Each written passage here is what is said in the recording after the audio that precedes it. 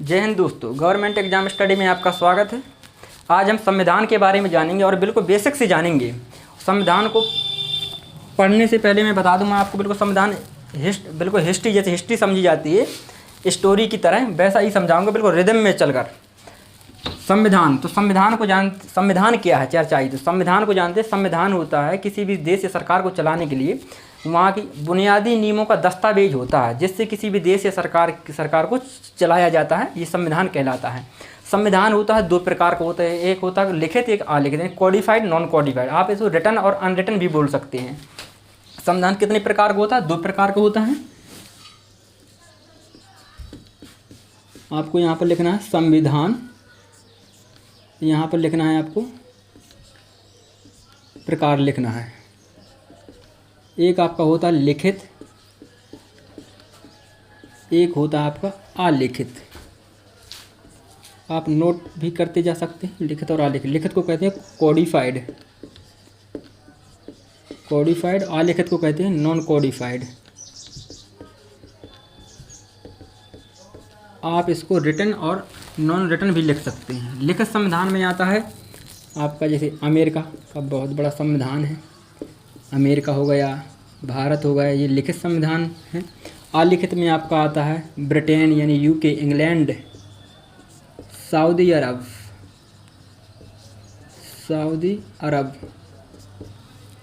New Zealand, Canada, बहुत से देशों का दोस्तों अलिखित संविधान है। तो अब हम जानते हैं आज का हमारा न्यूज़ चैप्टर है संविधान सभा। संविधान सभा के बारे में जानते हैं। भारत हमारा गुलाम था, किनका? ब्रिटेन यानी इंग्लैंड यानी अंग्रेज़ों का गुलाम था। और अंग्रेज़ यानी ब्रिटेन के लोग बिल्कुल नहीं चाहते थे, उनका मूड ही नहीं था कि भारत को आज़ाद करने का, स्वतंत्रता देने के लिए। तो भारत में सबसे पहले संविधान सभा की मांग अनौपचारिक रूप से 1895 में बाल गंगाधर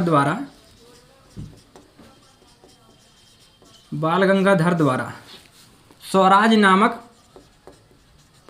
पत्रिका में ये अनौपचारिक रूप से ये मांग कैसी थी, ये याद रखना है आपको। अनौपचारिक रूप से उठाई गई थी, ये 1895 में उठाई गई थी। अब मुद्दा है ये संविधान सभा है अपना। तो जो संविधान सभा है उस समय फर्स्ट वर्ल्ड वार हो रहा था 1914 से लगाकर 1918। प्रथम विश्व युद्ध हुआ कब से? 1914 से लगाकर 1918 प्रथम विश्व युद्ध होता है। और महात्मा गांधी दक्षिण अफ्रीका से उस समय इसी समय बीच में लौटे थे, 1917 के समथिंग, 1914-1918 के बीच में ही महात्मा गांधी विदेश से आए थे दक्षिण अफ्रीका से। तभी यानी ब्रिटेन के लोगों द्वारा जब ये युद्ध होना था, ये 1914 से 1918 फर्स्ट वर्ल्ड वार होना था, तो ब्रिटेन के लोगों द्वारा महात्मा गांधी से कहा गया कि आप हमारी सेना में मतलब एजेंट यानी भर्ती करने वाला एजेंट के रूप में नियुक्त हो जाइए, हम आपके देश को आज़ाद कर देंगे। महात्मा गांधी द्वारा बात मान ली गई और महात्मा गांधी को यानी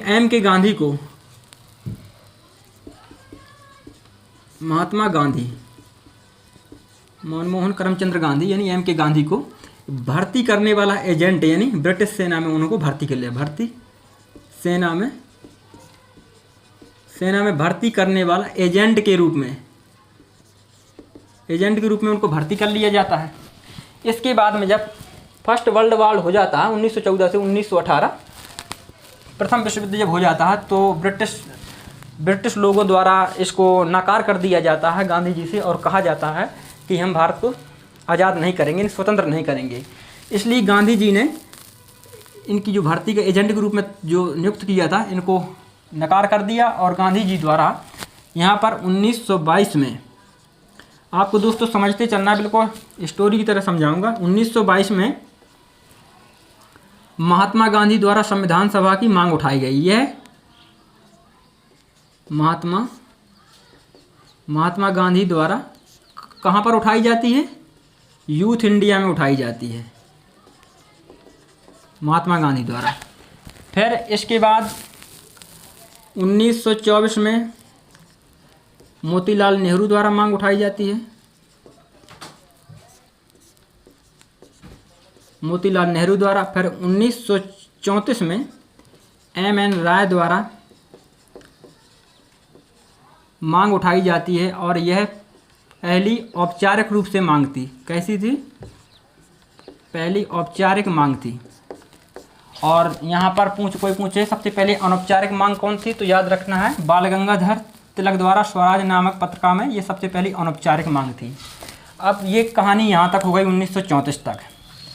इसके बाद भारत में 1940 में, कब? 1940 में आता है अगस्त प्रस्ताव आता है 1940 में, और इसमें कहा गया कि इसमें पूर्णतः यह तय हो गया कि भारत में एक संविधान सभा होगी। अगस्त प्रस्ताव में यह कहा गया था कि इसमें मुख्यतः क्या होंगे? मुख्यतः भारतीय होंगे, मुख्यतः भारतीय होंगे। तो भारतीयों द्वारा, यानी हमारे जो नेता थे, भारतीय नेता थे, उनको द्वारा इसको नकार कर दिया गया। उन्होंने क्यों इसका बहिष्कार किया?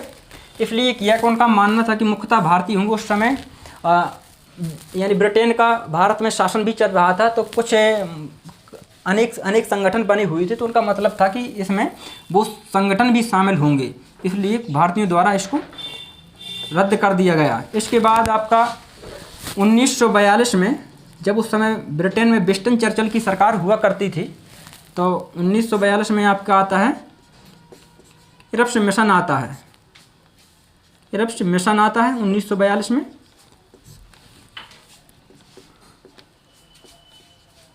और इस मिशन में कहा 1942 में आता है, और उस समय द्वितीय विश्व युद्ध होना था 1939 से लगाकर 1945 तक। द्वितीय विश्व युद्ध था, द्वितीय वर्ल्ड वार था। तो वहाँ की जो विंस्टन चर्चिल थे उनके ऊपर ज़्यादा वो तो दबाव था, और इसलिए उन्होंने क्रिप्स मिशन भारत के लिए भेजा कि भारत में एक संविधान सभा का वहाँ पर गठन होगा, और वहाँ पर कहा गया कि आप हमारी सहायता करें। यानी जो इंग्लैंड की सेना थी, उस भारतीयों द्वारा जो युद्ध लड़ा जाता था, हमारी सेना का आप सहायता करें। इसलिए हमारे जो नेता थे, भारतीय नेता थे, उन्होंने इसका भी बहिष्कार किया। इसके बाद इन्होंने कहा था 1942 में जो क्रिप्स मिशन आया था, इन्होंने कहा था कि भारत में जो संविधान सभा की स्थापना हो जाएगी, ये द्वितीय विश्व युद्ध के बाद होगी। तो भारतीय नेता द्वारा कहा गया कि अभी क्यों नहीं होगी। इसका कारण यही था कि बाद में उन्होंने इसका बहिष्कार कर दिया। इसके बाद 1945 की बात है, ब्रिटेन में चुनाव होते हैं, यानी इलेक्शन होते हैं, और ब्रिटेन के एक नए प्रधानमंत्री सर क्लीमेंट इटली बनते हैं। नए प्रधानमंत्री सर क्लीमेंट इटली बनते हैं। जब सर क्लीमेंट इटली वहाँ के प्रधान, ये भी आपको ध्यान रखना, जो सर क्लीमेंट इटली थे, ये इनकी पार्टी का नाम था, लेबर पार्टी के थे सर क्लीमेंट इटली। जो आपके विंस्टन चर्चिल उस समय जो प्रधानमंत्री हुआ करते थे, वो थे कंजर्वेटिव पार्टी से हुआ करते थे। लेबर पार्टी यानी सर क्लीमेंट की जब इटली की जब सरकार आई इनकी, तो इन्होंने अपने हाउस ऑफ कॉमर्स, इनकी जैसे अपने यहाँ पर संसद होती है, यानी लोकसभा होती है, वहाँ पर हाउस ऑफ कॉमर्स होता है। उन्होंने हाउस ऑफ कॉमर्स में 14 मार्च 1945 को हाउस ऑफ कॉमर्स से कैबिनेट मिशन को पास करवाया, और यही कैबिनेट मिशन भारत यह 24 मार्च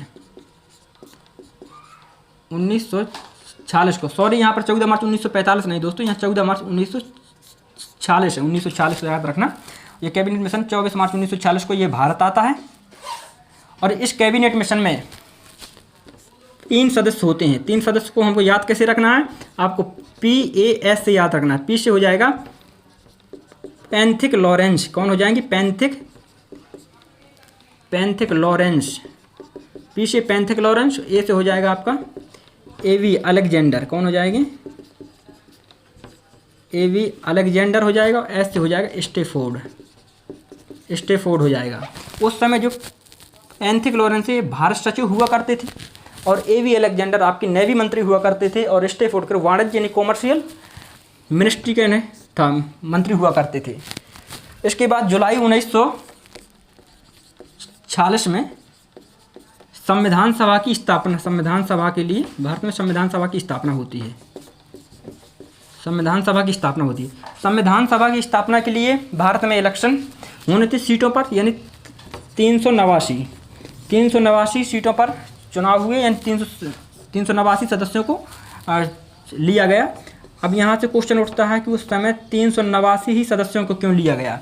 420 ले लेते, 390 ले लेते, कोई भी उठा लेते, लेकिन 389 ही क्यों लिया? सबसे इंपॉर्टेंट क्वेश्चन तो यहीं से उठता है। उस समय क्यों लिया कि उस समय भारत में जनसंख्या थी 40 करोड़। ये बात हो रही है 1946 की बात हो रही है।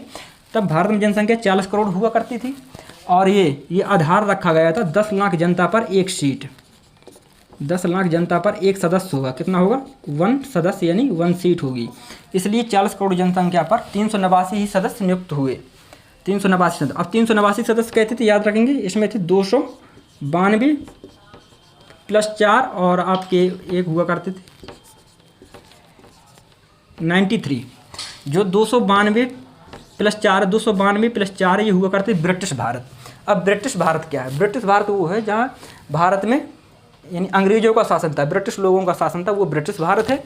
और 4 आपके चार चीफ कमिश्नरी क्षेत्र हुआ करते थे। 4 चीफ कमिश्नरी क्षेत्र याद करने के लिए हम आपको बताएं, ऐसे याद रखना लेना ट्रिक है, आसान सी ट्रिक है, बिल्कुल आपको रिदम में ABCD याद रखना है। ए से आपका बन जाएगा अजमेर, जो कि राजस्थान में पड़ता है, अजमेर, मेरवाड़ा, अजमेर। और बी से आपका बन जाएगा बलूचिस्तान। क्या बन जाएगा?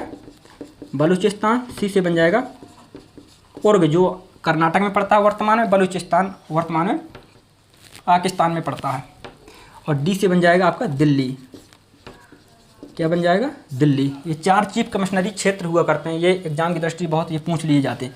और आपके 93 क्या थे? 93 ये देसी रियासतों से थे, राजा रजवाड़े, यानी देसी रियासतों से, देसी रियासतों से। तो यहाँ से एक इम्पोर्टेंट क्वेश्चन उठता है, क्या जब संविधान सभा के निर्माण के लिए जब ये 389 सदस्य नियुक्त हुए, क्या इसमें इलेक्शन हुए थे या मनोनीत किए गए थे, या इलेक्शन और मनोनीत दोनों हुए थे? तो दोस्तों इसमें इलेक्शन भी हुए थे, मनोनीत, यानी इलेक्शन और मनोनीत दोनों भी हुए थे। जो 93 मेंबर हैं देसी रियासत थे, इनको मनोनीत किया गया था। और आपकी जो 292 प्लस 4 टोटल मिला कर 296, 296 सीटों पर इलेक्शन हुए थे। अब देखते हैं संविधान सभा की बैठक हो जाती है। इसके बाद हम आते हैं संविधान सभा की पहली बैठक होती है 9 दिसंबर 1900। पहली बैठक आपकी होती है 9 दिसंबर 1946 को। कब होती है? 9 दिसंबर 1946 को संविधान सभा की पहली बैठक होती है। और इस पहली बैठक में सच्चिदानंद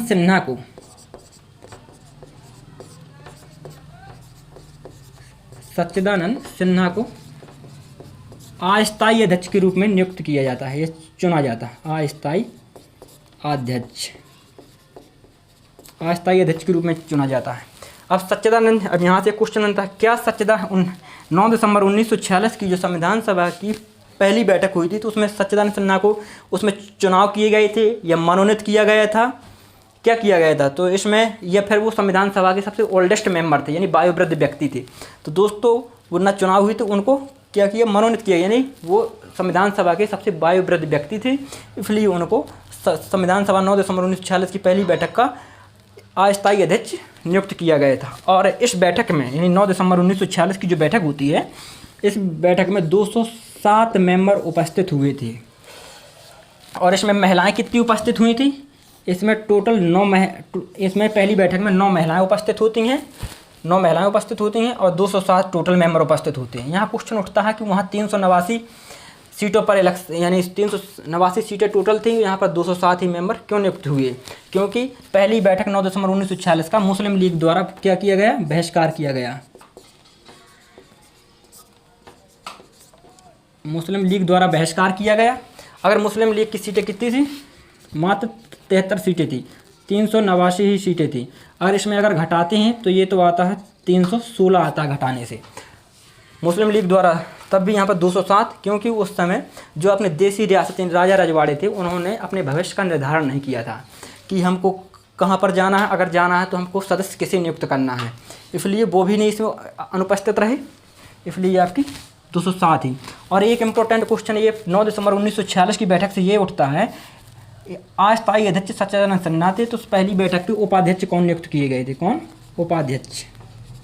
उपाध्यक्ष आपके नियुक्त किए गए थे H.C. मुखर्जी। H.C. मुखर्जी ये किए गए थे। मुस्लिम लीग द्वारा इसका बहिष्कार किया जाता है, इसलिए दो दिन बाद यहाँ पर देखते हैं, 2 दिन बाद 11 दिसंबर 1946 को 1946 को संविधान सभा की क्या होती है? दूसरी बैठक होती है। याद रखना, दूसरी बैठक। ये दूसरी बैठक होती है, इसमें डॉक्टर राजेंद्र प्रसाद को स्थायी अध्यक्ष नियुक्त किया। डॉक्टर राजेंद्र प्रसाद को स्थायी अध्यक्ष बनते हैं, डॉक्टर राजेंद्र प्रसाद। इसके बाद 13 दिसंबर, अब बात आती है 13 दिसंबर 1946 की बात आती है। 13 दिसंबर 1946 को पंडित जवाहरलाल नेहरू द्वारा उद्देश्य प्रस्ताव पारित किया जाता है। पंडित जवाहरलाल नेहरू द्वारा, पंडित जवाहरलाल नेहरू द्वारा उद्देश्य प्रस्ताव, उद्देश्य प्रस्ताव उनके पंडित जवाहरलाल नेहरू द्वारा पारित होता है। और यह उद्देश्य प्रस्ताव 22 जनवरी 1947 को पास हो जाता है। अब क्वेश्चन उठता है 13 दिसंबर 1946 को जब उद्देश्य प्रस्ताव को जवाहरलाल नेहरू द्वारा रखा गया तो तभी इन्होंने क्यों नहीं पास किया? तभी इन्होंने क्यों पास नहीं किया? तभी इसलिए उन्होंने पास नहीं किया था कि उस समय डॉक्टर भीमराव अंबेडकर और एक और M.R. जयकर हुआ करते थे, तो उनका मानना था कि मुस्लिम लीग ने, जब तक मुस्लिम लीग नहीं आ जाएगी, जब तक इसको उद्देश्य प्रस्ताव को स्वीकार नहीं किया जाएगा। इसलिए मुस्लिम लीग 22 जनवरी 1947 को उद्देश्य प्रस्ताव पास किया गया और यही आगे चलकर संविधान सभा की, हमारे भारतीय संविधान सभा की क्या बना? प्रस्तावना का आधार बना। प्रस्तावना का आधार यही बना।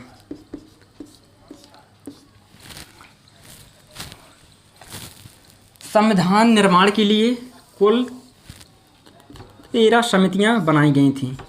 संविधान निर्माण के लिए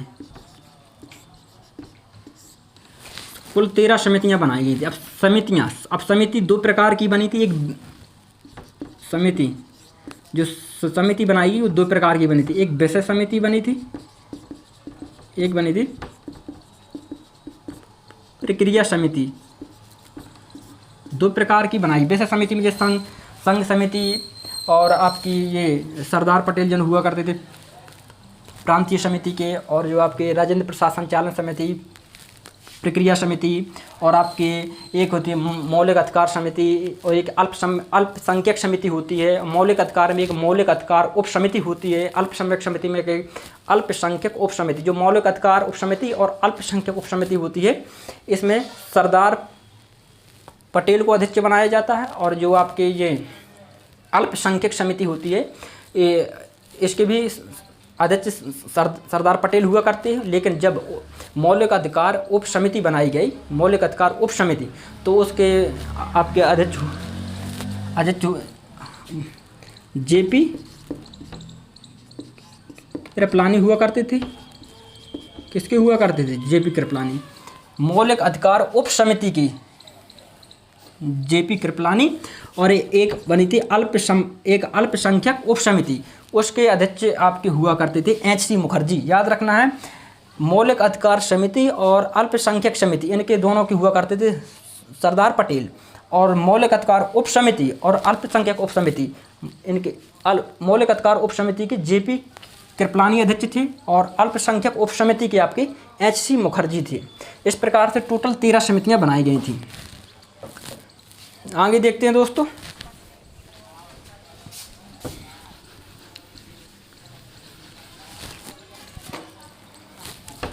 जब ये समितियां बन जाती हैं तो अब समिति की बात ही हो रही है, तो हम बात करते हैं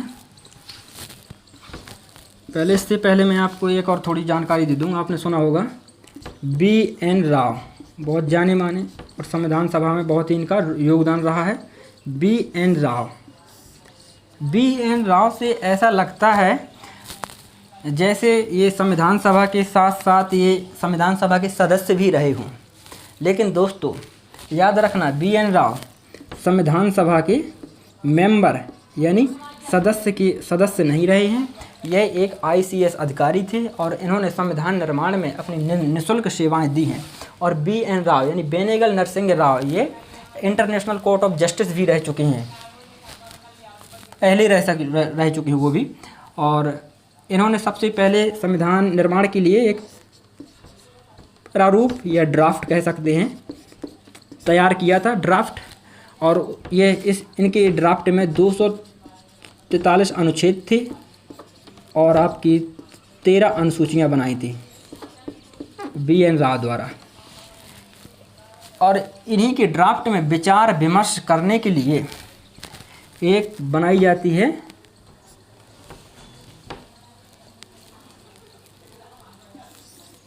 ड्राफ्टिंग कमेटी, बनाई जाती है ड्राफ्टिंग कमेटी। ड्राफ्टिंग कमेटी का एक इसका दूसरा नाम है प्रारूप समिति। क्या इसको कहते हैं? प्रारूप समिति। और इसका भी एक दूसरा नाम है पांडुलेखन समिति। पांडुलेखन समिति। दोस्तों आप ड्राफ्टिंग कमेटी कहिए या पांडुलेखन समिति कहिए या प्रारूप समिति कहिए, ये तीनों एक ही हैं। इसकी स्थापना की जाती है 29 अगस्त 1947 को इसकी स्थापना की जाती है। जैसा को अपने नाम से लगता है प्रारूप समिति, ऐसा लगता है कि जैसे इसी का काम ही रहा हो अपने संविधान का प्रारूप बनाना। लेकिन दोस्तों ऐसा नहीं है। जो B.N. राव द्वारा जो पहला ड्राफ्ट तैयार किया गया था, इसी ड्राफ्ट में विचार विमर्श करना ही ड्राफ्टिंग कमेटी का काम था। 29 अगस्त 1947 को बनाई जाती है। इसमें टोटल 7 मेंबर थे। अब उस 7 मेंबर के ड्राफ्टिंग कमेटी यानी अध्यक्ष समेत 7 मेंबर थे। 7 मेंबर। इसके अध्यक्ष कौन थे? अध्यक्ष इसके थे डॉक्टर भीमराव अंबेडकर। डॉक्टर भीमराव अंबेडकर इसके अध्यक्ष थे। और 6 अन्य मेंबर थे, जैसे मोहम्मद सादुल्लाह हो गए, K.M. मुंशी हो गए, कन्हैयालाल मणिकलाल मुंशी, और आपके T.T. कृष्णमाचारी, N. माधव राव हो गए, और भी अन्य सदस्य थे। टोटल 7 मेंबर थे। अब आगे देखते हैं दोस्तों।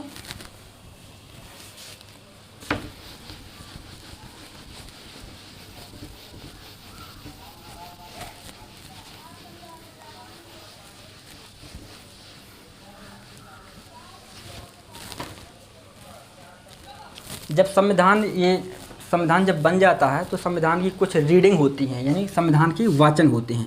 यहाँ से भी क्वेश्चन उठता है तो हम वाचन के बारे में देख लेते हैं। संविधान के टोटल 3 वाचन हुए हैं। कितने हुए?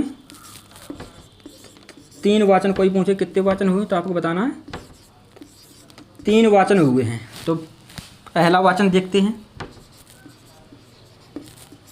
फर्स्ट रीडिंग यानी पहला वाचन आपका होता है 4 नवंबर 1948 से लगाकर ये वाचन चलता है आपका 9 नवंबर 1948 तक चलता है। हम अब दूसरा वाचन देखते हैं। यहाँ पर देख लें दूसरा वाचन दोस्तों आपका चलता है 15 नवंबर 1948 से लेकर ये चलता है आपका 17 अक्टूबर 1949 तक चलता है। अगला वाचन देखते हैं। तीसरा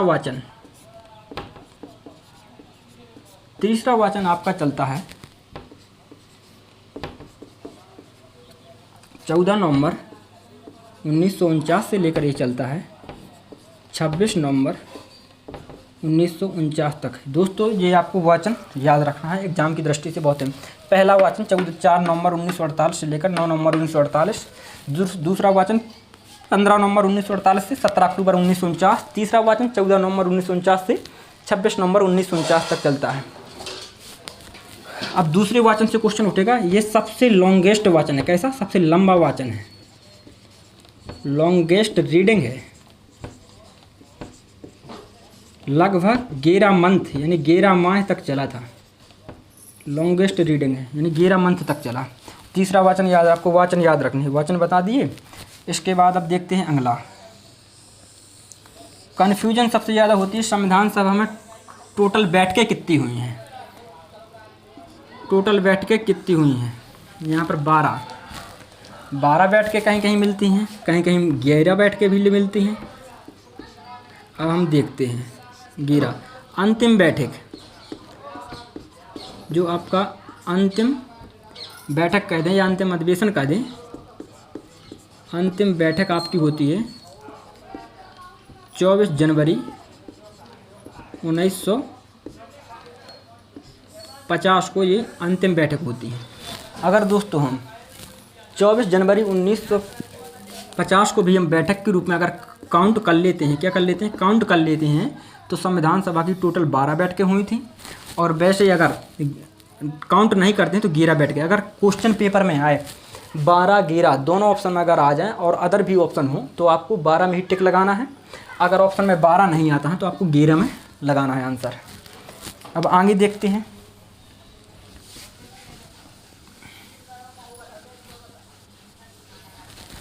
जिस दिन आपको तीसरा वाचन 14 नवंबर 1949 से 26 नवंबर 1949 को तीसरा वाचन हुआ था, इसी दिन देखते हैं डेट को, 26 नवंबर 1949 बात करते हैं। 26 नवंबर 1949 इस दिन संविधान सभा को आंशिक रूप से अंगीकृत किया गया था। क्या किया गया था? आंशिक रूप से लागू, आंशिक रूप से लागू हो गया था। आंशिक रूप से लागू, इसका मतलब क्या हुआ? इसका मतलब ये हुआ कि इस दिन टोटल 16 अनुच्छेद लागू हो गए थे। अब कहीं कहीं कन्फ्यूजन आता है 16 अनुच्छेद लागू हुए थे या 15 अनुच्छेद लागू हुए थे। तो दोस्तों हम बताएं टोटल 16 अनुच्छेद लागू हुए थे। जैसे अनुच्छेद 5, 6, 7, 8, 9 ये नागरिकता से संबंधित थे। और आपके अनुच्छेद 60 यानी 60 राष्ट्रपति की शपथ से, अनुच्छेद 324 निर्वाचन से, 380 राष्ट्रपति से अब समाप्त कर दिया गया है, उस समय अंतरिम रूप से राष्ट्रपति के लिए बना था। और अनुच्छेद आपके इस प्रकार 367, 377 इस प्रकार से टोटल 15 अनुच्छेद लागू हुए थे। और एक लास्ट अनुच्छेद 16वें नंबर का बनता है 394। जो 15 जो अनुच्छेद लागू हुए थे इनका वर्णन अनुच्छेद नंबर 394 में है। इसलिए अनुच्छेद 394 समेत को अगर काउंट किया जाए तो टोटल अनुच्छेद 26 नवंबर 1949 को कुल 16 अनुच्छेद लागू हुए थे। ठीक है, स्पष्ट हो गया होगा दोस्तों। आगे देखते हैं।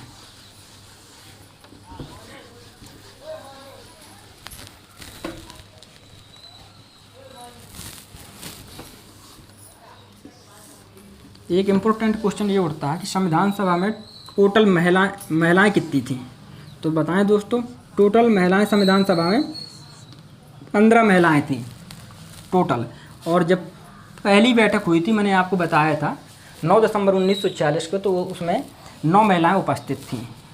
इससे भी एक इम्पोर्टेंट क्वेश्चन बढ़ता है, एकमात्र मुस्लिम महिला का नाम बताइए जो संविधान सभा में थी। तो वो एकमात्र मुस्लिम महिला का नाम है बेगम अयाज रसूल। क्या नाम था? बेगम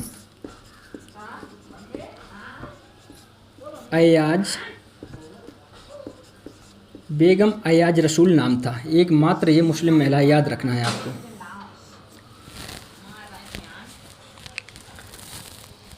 और इसके अलावा दोस्तों देखते हैं 26 नवंबर 26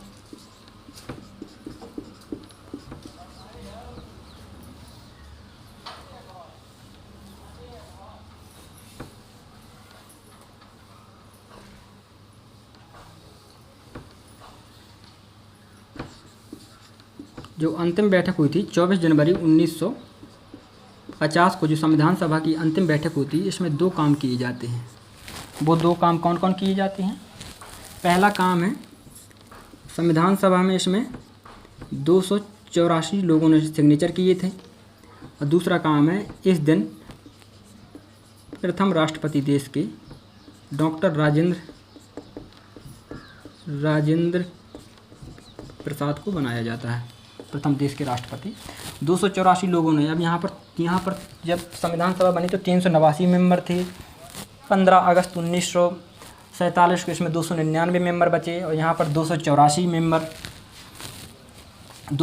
ही मेंबर आ पाए थे, क्योंकि उस समय, इससे पहले मैं आपको बता दूं, 15 अगस्त 1947 से लगाकर आपके 26 जनवरी 1950 तक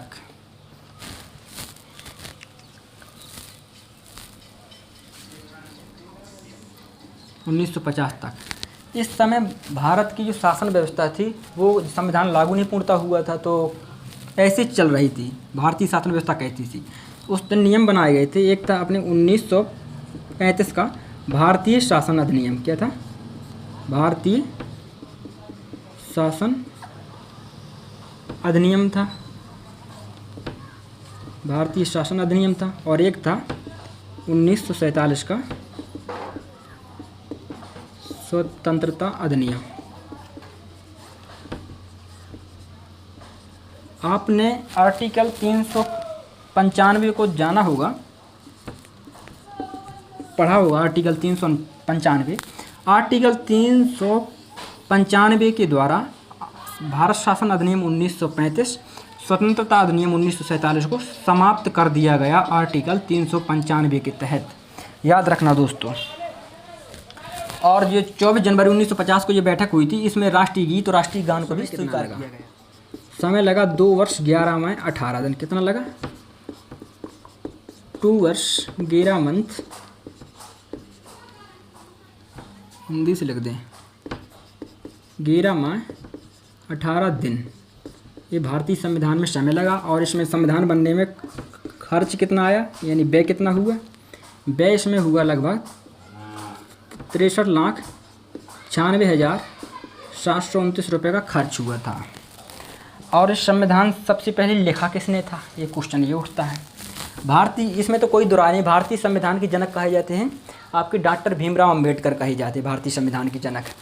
और उस समय जो संविधान लिखा था, ये शांति निकेतन के स्टूडेंट हुआ करते थे, प्रेम बिहारी नारायण रायजादा। कौन? प्रेम बिहारी नारायण रायजादा। इन्होंने संविधान लिखा था, वो भी इंग्लिश में लिखा था, जिसमें से लगभग पेज कितने थे? पेज उसमें 251 के समथिंग पेज उसमें लगभग इतने पेज थे। और उसमें 1,17,000 के समथिंग वर्ड थे। 1,17,000 के समथिंग उसमें वर्ड थे।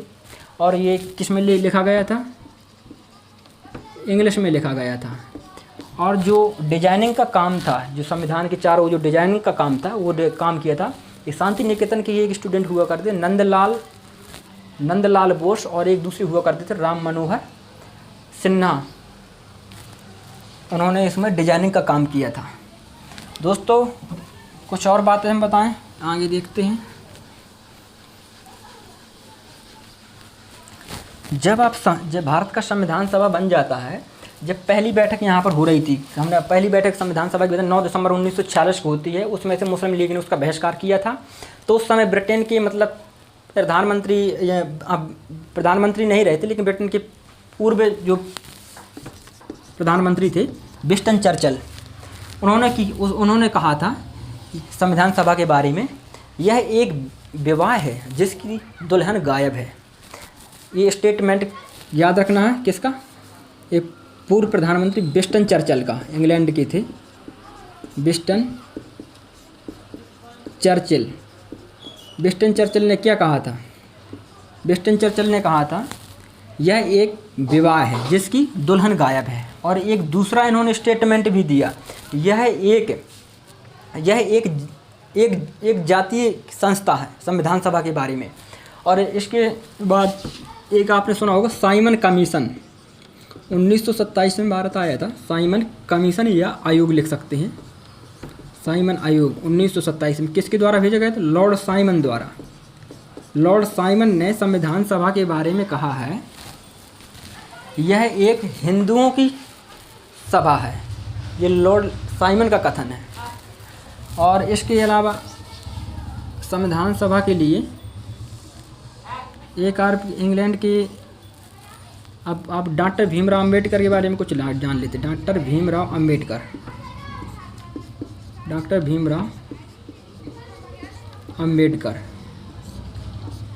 डॉक्टर भीमराव अंबेडकर संविधान सभा में सदस्य के रूप में कहाँ से चुनाव सबसे पहले लड़े थे? सबसे पहले डॉक्टर भीमराव अंबेडकर सदस्य के रूप में चुनाव लड़ते हैं। कहाँ से? बॉम्बे से। बॉम्बे से चुनाव लड़ते हैं और ये चुनाव हार जाते हैं। फिर ये मुस्लिम लीग की सहायता से बंगाल से चुनाव लड़ते हैं। कहाँ से? बंगाल से चुनाव लड़ते हैं और ये चुनाव जीत जाते हैं मुस्लिम लीग की सहायता से। अब बंगाल में वो भी कोई एक क्षेत्र था वहाँ जहाँ से चुनाव लड़े थे उस सीट से। और ये 15 अगस्त 1947 को जब ये भारत के लिए स्वतंत्र हुआ था, यानी इसका पूर्ण रूप से ये बंगाल का कोई जौन सीट से लड़े थे वो सीट चली गई थी आपके पाकिस्तान में। वो सीट चली जाती है जिससे वो सीट खाली हो जाती है और ये डॉक्टर भीमराव अंबेडकर वहाँ से सीट्स खाली हो जाती है और वो अलग हो जाते हैं। तब एक एमएन आपके संविधान सभा के एक सलाहकार हुआ करते हैं जो आपके बीएन राव थे। बीएन राव ने उस समय के राष्ट्रपति जो संविधान आपने थे डॉक्टर राजेंद्र प्रसाद से कहा है कि संविधान निर्माण के लिए डॉक्टर भीमराव अंबेडकर की ज़रूरत है, यानी उनकी भूमिका बहुत ज़रूरत है, क्योंकि वो एक दूर की सोचने वाले बहुत विजनरी व्यक्ति थे। इसलिए डॉक्टर राजेंद्र प्रसाद द्वारा जो बॉम्बे के उस समय जो ये हार गए थे और जो जीते थे, बॉम्बे के उस समय मद्रास के उस समय प्रधानमंत्री हुआ करते थे बीजी खेर। कौन हुआ करते थे? बीजी खेर को डॉक्टर राजेंद्र प्रसाद लेटर लिखते हैं और जो बॉम्बे से और सीट थी कौन थे? एम.आर. जयकर उस समय सीट में हुआ करते थे। एम.आर. जयकर द्वारा यहाँ की सीट खाली करवाई जाती है और डॉक्टर भीमराव अंबेडकर को इस सीट में शिफ्ट किया जाता है। इसलिए डॉक्टर भीमराव अंबेडकर की संविधान निर्माण में बहुत भूमिका रही और भारतीय संविधान का उनको जनक भी कहा जाता है। और एक आपने नाम सुना होगा के.वी. राव, यहाँ से भी क्वेश्चन उठता है। के.वी. राव ने डॉक्टर भीमराव अंबेडकर को कहा है, डॉक्टर भीमराव अंबेडकर ये जनक ही नहीं है संविधान की, ये मदर भी हैं, यानी भारतीय संविधान की ये माता भी है, यानी मदर भी है। नेक्स्ट देखते हैं।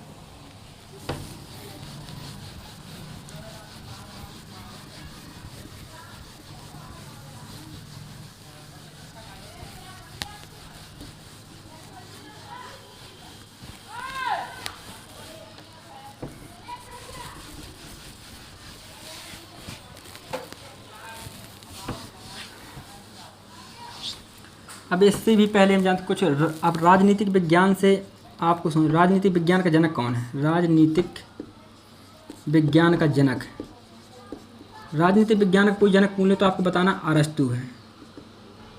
कौन थे? अरस्तु। अरस्तु के गुरु का नाम कोई पूछ ले तो कौन थे? प्लेटो। और इनके गुरु का नाम पूछ ले तो कौन है? बताना है सुकरात, ये याद रखना। और अरस्तु के शिष्य का नाम क्या है दोस्तों? शिष्य का नाम है ये महान सिकंदर महान हुए, जिनको कहा जाता है अलेक्जेंडर ग्रेट, सिकंदर महान। तो अरस्तु को राजनीतिक विज्ञान का जनक कहा जाता है। ठीक है दोस्तों, आज के लिए वीडियो हम यहीं पर रखते हैं और हम अगला लेक्चर भी आपको इसी प्रकार से देते रहेंगे। तो आज के लिए इतना ही। ठीक।